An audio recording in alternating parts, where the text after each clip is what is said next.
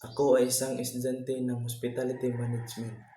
Hindi man madali ang paglalakbay, patuloy pa rin ang laban araw-araw.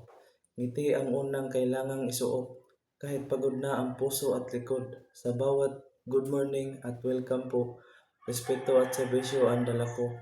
Minsan puyat, minsan pagod, projects at duty halos di na matapos.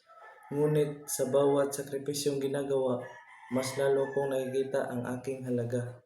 Hindi lang ito tungkol sa pagkain o pag-aasikaso sa panauhin, kundi pagtuturo sa sarili na maging matatag sa bawat sandali.